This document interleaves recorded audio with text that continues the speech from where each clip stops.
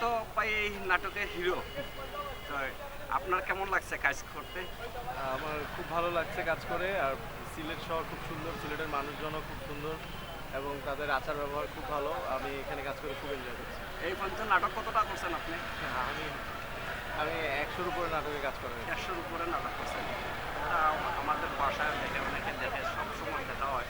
তো আপনার আজকের যে নাটকের নামটা কি? আমাদের আজকের নাটকের নাম হচ্ছে স্টেশনের শেষ ট্রেন। আচ্ছা, তো দর্শকের উদ্দেশ্যে কিছু বলবেন? দর্শকদের উদ্দেশ্যে একটা কথা বলতে চাই, আমাদের এই নাটকটা আসলে অবশ্যই দেখবেন, বিশেষ করে সিলেটবাসীরা অবশ্যই দেখবেন। আমরা সিলেটটাকে এখানে প্রেজেন্ট করার চেষ্টা করেছি। সিলেট স্টেশন এবং সিলেটের আরও যে সকল হচ্ছে ঐতিহ্যবাহী জায়গা আছে, ওই স্থানগুলো আমরা প্রেজেন্ট করার চেষ্টা করেছি খুব সুন্দরভাবে এবং এখানকার যে কালচার সেটাও তুলে ধরার চেষ্টা করেছি। সবাই অবশ্যই আমাদের নাটকটা দেখবেন। আমার আমার আমার সাথে নায়িকা হিসেবে কাজ করছে এখানে উম্মে হাবিবা। ও খুব ট্যালেন্টেড, ও one of the best choreographer in Bangladesh. ও খুব ভালো ডান্সার এবং খুব ভালো অভিনেত্রী এবং ওর সাথে কাজ করে আমার খুব ভালো লেগেছে। তার উপরে করছেন, তো আনন্দ বোধ করেন?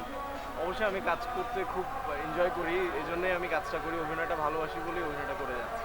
আচ্ছা, এই নাটকে কয়জনে আপনারা কাজ করতেছেন? আমরা এই নাটকে অভিনেতা অভিনেত্রী আছি আমরা ৫ জন, প্লাস আমার পুরো টিম ইউনিটে প্রায় আমরা ৩০ জনের মতন কাজ করি। এই নাটকটা কত সময় হইতে পারে?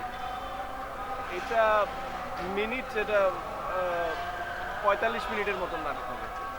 তো আপনারা যে নাটকের মেইন কাহিনী এবং আপনার নামটা একটু বলেন।